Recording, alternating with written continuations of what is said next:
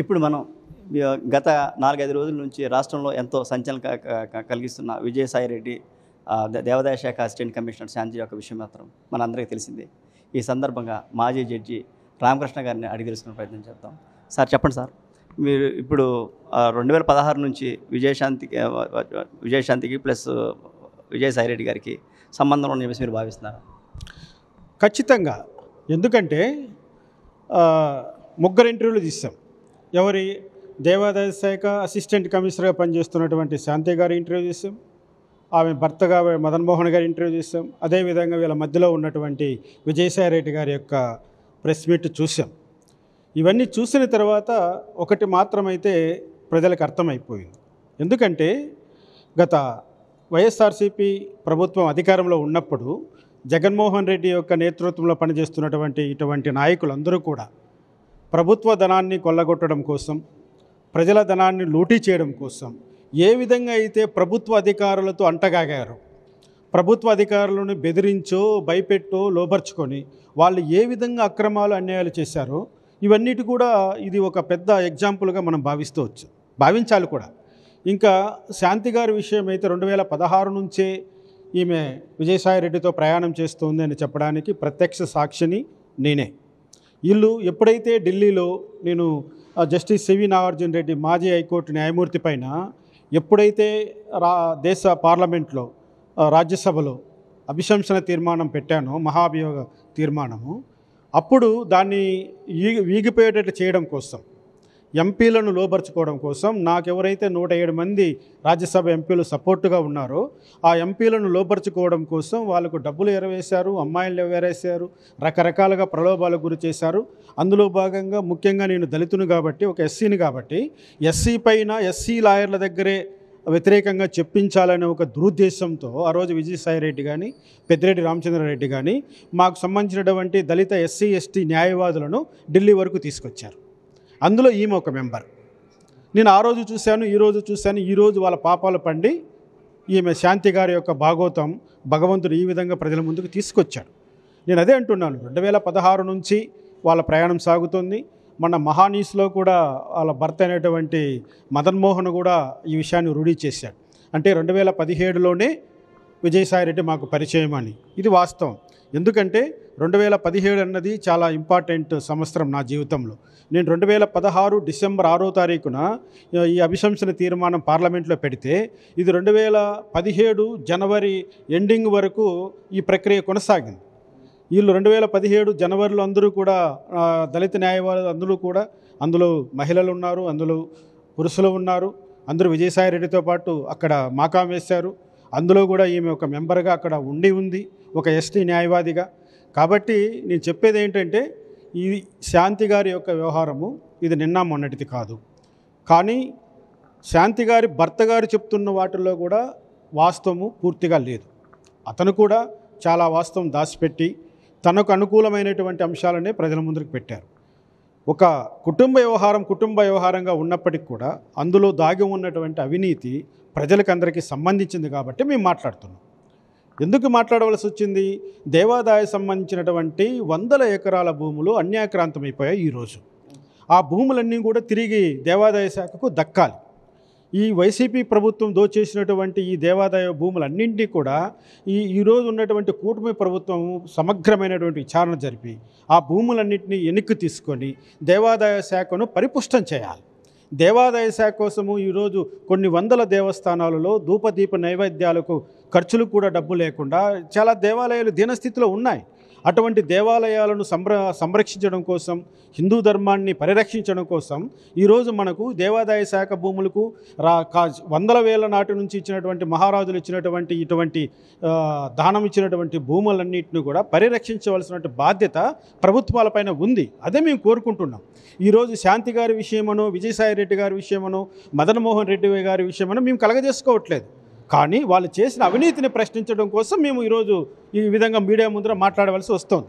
Sir, మీరు ప్రత్యక్ష సాక్షి మీరు అన్నారు, దానికి సంబంధించిన ఎవిడెన్స్ మీ దగ్గర ఉన్నాయి? ఎవిడెన్స్ అన్నీ ఉన్నాయి. ఆమె సంతకం పెట్టి ఆ రోజు చీఫ్ జస్టిస్ ఆఫ్ ఇండియాకి ఇచ్చినటువంటి పత్రాలు ఉన్నాయి, ప్రెసిడెంట్ ఆఫ్ ఇండియాకి ఇచ్చినటువంటి పత్రాలు ఉన్నాయి, ఆ రోజు రాజ్యసభలో చైర్మన్ ముందర పెట్టిన పత్రాలన్నీ ఉన్నాయి, వివిధ ఎంపీలకు వాళ్ళు ఇచ్చినటువంటి రిప్రజెంటేషన్ ఈ సంతకాలన్నీ అన్నీ ఉన్నాయి. అన్నీ లేకుండా నేను మాట్లాడ కదండి. నేను కూడా ఒక న్యాయమూర్తిగా పనిచేస్తున్న వాడిని, న్యాయమూర్తిగా నాకు ఒక బాధ్యత ఉంది.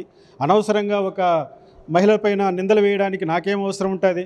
ఆ రోజు జరిగిండేది నా కళ్ళతో చూసిండేది నేను బయట పెడుతున్నాను.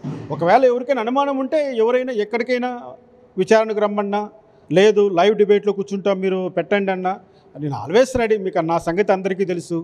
నేను పక్కా సమాచారం ఉంటే తప్ప సరైన సాక్ష్యాధారం లేకుండా నేను మాట్లాడను. సరైన సాక్ష్యాధారాలతోనే ఈరోజు శాంతి గారి పైన, విజయసాయిరెడ్డి పైన నేను నింద వేస్తున్నాను. ఇది నింద అనుకుంటారో లేకపోతే వాస్తవం అనుకుంటారో అనుకోని. మీ వారు అడిగారు, విజయసాయిరెడ్డి ప్రెస్ మీట్లో క్వశ్చన్ అడిగారు 2016 అంటే ఆయన సమాధానం చెప్పలేదు. సమాధానం చెప్పకుండా ఆయన దాటవేశాడు. ఆయన ఏమన్నాడు, నేను ఎప్పుడయ్యా రాజ్యసభ మెంబర్గా అయింది అన్నాడు. నువ్వు 2016 జూన్లో రాజ్యసభ మెంబర్ అయ్యావు. నేను 2016 డిసెంబర్లో ఇంపీచ్మెంట్ పెట్టాను. 2016 డిసెంబర్ నుంచి 2017 జనవరి వరకు విత్డ్రాయల్స్ జరిగాయి. ఎంపీల దగ్గర నుంచి మీరు లెటర్స్ తీసుకున్నారు, విత్డ్రాయల్ లెటర్స్ అన్నీ పేపర్ మీద ఉన్నాయి కదా, మరి ఎక్కడ పోతాయి? ఇది వాస్తవం 100కు 100%. శాంతి గారు 2017 నుంచి 2016, 2017 ఈ రోజు వరకు నేను ఇంకో మాట కూడా అంటున్నాను, ఆమెకు ఎండోమెంట్లో ఉద్యోగం ఇప్పించిందే విజయసాయిరెడ్డి. నిజం చెప్తున్నా, ఆయన రికమెండేషన్తోనే అమ్మాయి సెలెక్ట్ అయింది. అమ్మాయి అందుకోసమనే నీకు రాయలసీమ జోన్లో ఉన్నటువంటి అమ్మాయిని తీసుకెళ్ళి విశాఖపట్నంలో నీ ఇంటి పక్కన పెట్టుకున్నావు. ఆయన మీద చాలా ఆరోపణలు ఉన్నాయండి. అంతకుముందు చాలా ఆరోపణలు చాలా ఉన్నాయి. అమ్మాయి వాస్తవానికి చాలా పెరోసియస్గా వెళ్ళేటువంటి మనిషి. అటువంటి పెరోసియస్గా వెళ్ళే వ్యక్తి కాబట్టి తను ఢిల్లీ వరకు విజయసాయిరెడ్డితో కలిసి రాగలిగింది. ఎందుకంటే మహిళల్లో చాలామంది ప్రోగ్రెసివ్గా ఉంటారు, చాలామంది విప్లవాత్మకంగా ఉంటారు. అందులో ఈమె ఒకటి మంచిదే, మేము కాదనము. కాకపోతే మేము ప్రశ్నిస్తున్నది ఏంటంటే, ఒక ప్రభుత్వ ఉద్యోగిగా దేవాదాయ శాఖలో, పవిత్రమైన దేవాదాయ శాఖలో పనిచేస్తూ దేవుడికి సంబంధించినటువంటి మాన్యాలను అన్యాక్రాంతం చేయడానికి నీ మనసు ఎలా ఒప్పిందమ్మా? విజయసాయిరెడ్డి ఆ రోజు 1.5 కోటి ఇచ్చాడు, వాళ్ళ వైఫ్ దగ్గర 70 లక్షలు తీసుకున్నాను, 4 కోట్ల విలువ చేసేటువంటి విల్లా మాకు 2 కోట్లకే ఇచ్చారు, అమ్మారు. ఇవన్నీ కూడా అవాస్తవాలా? ఇవన్నీ అవినీతి కాదా? ఇదేమన్నా గిఫ్ట్గానో భరణంగానో ఇచ్చారా ఎవరైనా మీకు? ఇది అవినీతి సొమ్ము కాదా? అవినీతి కాదా? ఎలా చేస్తాము మనం అవినీతి? ఇంకొకటండి, శాంతి గారు వాళ్ళ భర్త ఇద్దరూ కూడా అవినీతిని చేశారు, అవినీతికి వెన్నుదన్నుగా నిలిచారు. ఖచ్చితంగా ప్రజలు ఈ విషయంలో ప్రశ్నించే అధికారం ఉంది, ప్రశ్నిస్తారు. ఇప్పుడు విజయసాయిరెడ్డికి దాదాపు బెనామీ అని చెప్పి చెప్తున్నారు అన్నమాట. శాంతి గారి పైన, వాళ్ళ బంధువుల పైన 1000 కోట్ల పైన ఆస్తి ఉంది. బెనామీ ఆ ఆస్తి అంతా విజయసాయిరెడ్డి గారిదే. విజయసాయిరెడ్డి గారు అన్ని అక్రమంగా సంపాదించినటువంటి ఆస్తులే. విజయసాయిరెడ్డి గారికి ఈ ఒకటే కాదండి, ఇంకా విజయవాడలో ఇంకా ముందు కూడా ఒక అమ్మాయి క్లెయిమ్ చేసుకుంటుంది. అటువంటి అమ్మాయిలు ఊరికో అమ్మాయి, జగన్ గారు ఊరికో ప్యాలెస్ కడితే ఊరికో ఒక అమ్మాయిని పెట్టుకున్నట్లుగా కనపడుతుంది. అది ప్రజలందరూ గమనించారు. కాకపోతే ముసలోడే కానీ మహానుభావుడని మనం అనుకోవాలి. సినిమా డైలాగులు ఊరికే పుట్టవు కదా, ఇటువంటి వాళ్ళని చూసే పుడతాయి. ఎన్డీ తివారీ గారు నేను ఆదర్శంగా తీసుకున్నాను. ఎన్డీ తివారీ గారు ఆయన గవర్నర్గా పనిచేస్తూ ఆయన ఏదో 4 గోడల మధ్య తన వ్యవహారాన్ని నడిపాడు. అది కాకపోతే మనం మీడియా వాళ్ళ దెబ్బ పడడంతో ఆంధ్రాలో మీడియా అంత పవర్ఫుల్ ఆయనకు ఆ రోజు తెలిసి వచ్చింది. వాస్తవం చెప్తున్నాడండి, ఏబిఎన్ రాధాకృష్ణ గారు ఏదైనా బయట పెట్టారంటే అందులో నిజం లేనిది బయట పెట్టాడండి. ఆ రోజు ఎన్టీ తివారీ గారి విషయం కూడా బయట తీసుకొచ్చింది రాధాకృష్ణ గారే కదా. అది ఎంతోమంది ఆ రోజు ఆయన మీద విమర్శలు చేశారు. చివరికి ఏమైంది? అది వాస్తవం నిరూపితమైంది. ఈరోజు కూడా విజయసాయిరెడ్డి గారిది వాస్తవం నిరూపితమవుతుంది. మా మీడియా వాళ్ళు కానీ జర్నలిస్టులు కానీ వాళ్ళు నిబద్ధతగా పనిచేస్తారు. వాళ్ళు ఊరికి అనవసరమైన నిందలేయాలని ఊరికే అనుకోరు. ఆయన చాలా దారుణంగా మాట్లాడాడు, చాలా బాధ వేసే. అవును, మీడియా వాళ్ళను ఒరే తరే అంటూ వాడు వీడు అంటూ ఆ ఫ్రస్ట్రేషన్లో ఆయన ఆహభావం ఏంటండి? అంటే గతంలో నేను చూసినట్టు జగన్మోహన్ రెడ్డి ఏనాడు మీడియాకి రాలా. మొన్న మధ్య ఓడిపోయిన తర్వాత వచ్చాడు. ఈ 5 సంవత్సరాలు ఎప్పుడు మేము అక్కడ లోపలికి వెళ్ళాడు. తను ఏది మొత్తం సెట్టింగ్లు వేసుకుని మాత్రం బయటకు పంపించాడు. ఈ రోజు మాత్రం వీళ్ళు మీడియా ముందుకు వచ్చి అదే మీడియా వాళ్ళు కావాలి, అదే మీడియా వాళ్ళు తిడతా ఉంటారు అంటున్నాడు ఆయన. నేను మీడియా పెడతానని, మీడియా సంస్థను తీసుకొస్తానని. 100 కోట్లు అక్రమంగా సంపాదించిన నువ్వు ఒక మీడియా సంస్థ పెట్టడంలో తప్పేముంది? ఆశ్చర్యం ఏముంది? తప్పు కాదు, ఆశ్చర్యం ఏముంది? కావాలంటే 5 సంవత్సరాలు ఇంకొక 5,000 కోట్లు ఖర్చు పెడతావు. నీ ఛానల్ రన్ కాకపోయినా, నీకు టీఆర్పీ రేటింగ్ లేకపోయినా, నువ్వు ఇంకా 5,000 కోట్లు ఖర్చు పెట్టి మీ మీడియా నడిపించగలవు. ఎందుకంటే అక్రమంగా సంపాదించినటువంటి సంపద ఉంది కదా. సాక్షి ఎట్లా పుట్టిందండి? ఏమన్నా జగన్మోహన్ రెడ్డి జేబులో నుంచి తీసి సాక్షి పత్రికను పెట్టాడా? సాక్షి టీవీని తీసుకొచ్చాడా? ఆ రోజు తండ్రి ఆస్తిని అడ్డం పెట్టుకొని, తండ్రి పదవిని అడ్డం పెట్టుకొని అక్రమంగా సంపాదించిన 1,000 కోట్లలో నుంచి ఒక భాగం తీసి సాక్షి మీడియా పెట్టుకోగలిగావు. ఆ విధంగా ఈరోజు జగన్మోహన్ రెడ్డి అడ్డం పెట్టుకొని విజయసాయి రెడ్డి సంపాదించిన 1,000 కోట్ల రూపాయలతో ఆయన ఒక మీడియా పెట్టుతాడు. ఇందులో ఏముంది? కోఇన్సిడెంట్ ఇదే కదా. రాజశేఖర రెడ్డి పదవిని అడ్డం పెట్టుకొని జగన్మోహన్ రెడ్డి సంపాదించి మీడియా సంస్థలు పెట్టాడు. జగన్మోహన్ రెడ్డి అడ్డం పెట్టుకొని విజయసాయి రెడ్డి సంపాదించి విజయసాయి రెడ్డి ఒక మీడియా సంస్థను తీసుకొస్తాడు. ఒక న్యాయమూర్తిగా నాకు చిన్న డౌట్ సార్. ఎవరైనా సరే ఎటువంటి చిన్న ప్రాబ్లం వచ్చినా కానీ ఎవరైనా వాయిదాలకి క్రిమినల్ కేసుల్లో వాయిదాలకి 1, 2 చూస్తారు, 3 చూస్తారు, తర్వాత ఏమంటే వాళ్ళకి వారెంట్లు ఇస్తారు. కానీ జగన్మోహన్ రెడ్డికి 10 సంవత్సరాల పాటు ఎలా ఇవ్వగలిగారండి? ఇప్పటికి ఎలా ఉండగలిగారు? అది అది రాష్ట్ర ప్రజలందరూ $1 మిలియన్ వచ్చిన ఇప్పుడు ఆయన పరిస్థితి ఎలా ఉండబోతుంది? ఇది $1 మిలియన్ ప్రశ్న కాదండి. Simple question. ఎందుకు ఇచ్చారంటే డబ్బులు తీసుకొని 100 కోట్లు తీసుకొని జగన్మోహన్ రెడ్డిని కాపాడింది న్యాయమూర్తులు. ఆ అవినీతి న్యాయమూర్తుల్ని 4 తన్ని లోపల పడేస్తే జగన్మోహన్ రెడ్డి గారికి కటకటాలనక ఉండేవాడు. ఎందుకండి వీళ్ళకంత న్యాయమూర్తి ఉద్యోగాలు?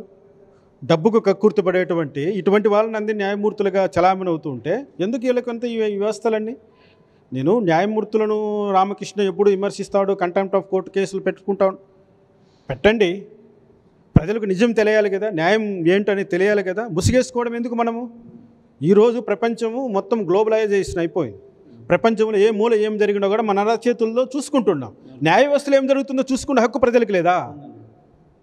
మరి ప్రజలు ప్రశ్నిస్తున్నారు. మరి 10 సంవత్సరాల పాటు జగన్మోహన్ రెడ్డికి ఎందుకు కోర్టుకు హాజరు కాలేదు, గవర్నమెంట్ ఎందుకు ఆయన పైన కేసులు విచారణ జరగలేదంటే సమాధానం చెప్పండి.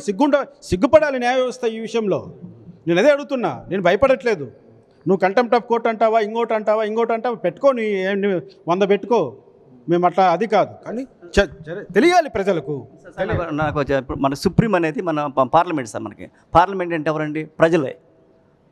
అదే ప్రజలు ఏదైనా ప్రశ్నించినప్పుడు కంటెంప్ట్ ఆఫ్ కోర్టు కింద వస్తుందా? మీరు సామాన్య ప్రజలుగా మీరు ప్రశ్నించారు దీన్ని. సుప్రీం ఎవరండి? పార్లమెంట్ అంటే ఎవరండి సార్? ప్రజలే. అండ్ మీకు అర్థమే కదా సార్? దీని విధంగా సార్ ప్రజలే సుప్రీం అనేది ప్రజాస్వామ్యం. ఎస్, ప్రజాస్వామ్యంలో ప్రజలే సుప్రీం. ప్రజలు ప్రశ్నించకపోతే ఇంకెవరు ప్రశ్నిస్తారు? పశుపక్షాలు ప్రశ్నిస్తాయా? ఒక అవినీతిపరుడు చేసి అవినీతిని ప్రశ్నించే అధికారం ఆ పదవి కట్టబెట్టినటువంటి ఆ ప్రజలకు ఉంటుంది. ప్రజల నోరు నొక్కండి. రాజ్యాంగంలో ఎక్కడ రాయలేదే. అందుకే వాక్ స్వాతంత్రం అనేటువంటి వాక్ స్వేచ్ఛను రాజ్యాంగం ప్రసాదించినటువంటి హక్కు అది. భావ ప్రకటన స్వేచ్ఛ మనకు ఏ విధంగా నచ్చితే ఆ విధంగా, కానీ కొన్ని రిస్ట్రిక్షన్స్ ఉన్నాయి అంతే. ఆ రిస్ట్రిక్షన్స్లో ఇటువంటి అవినీతి పరులు దూరిపోయారు. గ్యాగ్ ఆర్డర్ అంటారు మాట్లాడితే. గ్యాగ్ ఆర్డర్ అంటే ఏంటి? ఏం జరుగుతుంది గ్యాగ్ ఆర్డర్? నువ్వు 1 గంటలో విచారణ చేసి 1 గంటలో తీర్పు చెప్పాయి. గ్యాగ్ ఆర్డర్తో పనేముంది? ఈరోజు కేసు నీ ముందుకు వచ్చిందనుకోండి, విచారణ చేసి తీర్పు చెప్పే తొందరగా. చెప్తున్నారా? 10 సంవత్సరాల పాటు ఆయన పైన విచారణ జరగకుండా 10 సంవత్సరాలు కోల్డ్ స్టోరేజ్లో పెడితే అది ఏమైందో తెలుసుకునే అధికారం మాకు లేదా? న్యాయ వ్యవస్థ నిద్రపోతుందా, మేల్కొన్న అడిగే హక్కు మాకు లేదా? న్యాయమూర్తులు ఎందుకు వాయిదాలు ఇస్తున్నారని అడిగేటువంటి హక్కు లేదా? చట్టంలో ఎన్ని వాయిదాలు ఏమన్నా ఉంది? 1000 వాయిదాలు ఏమన్నా ఉందా? ఆయన సీఎం అయితే కావచ్చండి, ఆయన కోర్టుకు సీఎంలకైతే ప్రత్యేకమైనటువంటి హోదా కల్పించమని కోర్టులో రాసి ఉందా? సీఎం మీ యొక్క కోడ్ ఆఫ్ కండక్ట్లో ఉందా? లేకపోతే క్రిమినల్ రూల్స్ ఆఫ్ ప్రాక్టీస్లో రాసిందా? సివిల్ రూల్స్ ఆఫ్ ప్రాక్టీస్ రాసిందా? లేకపోతే హైకోర్టు స్టాండింగ్ ఆర్డర్లో రాసిందా? ఏ ఆర్డర్లో రాసిందో చూపించండి. ముఖ్యమంత్రి కాబట్టి కోర్టు రాకూడదని లేదే. మరి మీరు అటువంటి ఎసులుబాటు ఎందుకు కల్పించారు? ఊరికే కల్పించారా?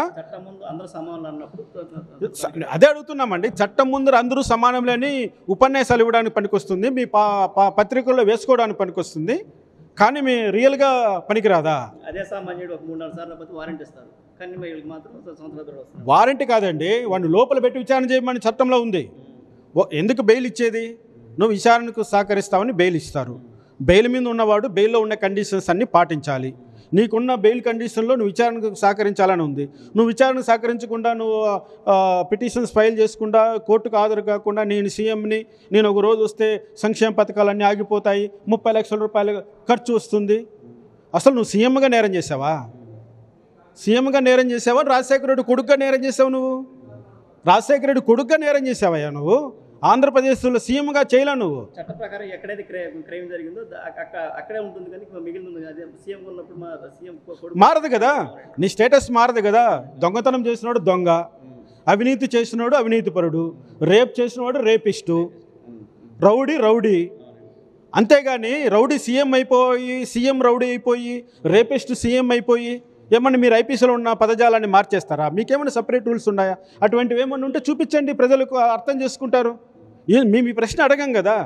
మేము చదువుకున్న వాళ్ళమే, మేము న్యాయశాస్త్రం చదివాం, సిఆర్పిసి చదివాం, ఐపీఎస్ చదివాం, న్యాయమూర్తిగా పనిచేస్తున్నాం. మాకు ఎక్కడ కనపడలేదండి ఈ విచిత్రాలన్నీ కూడా.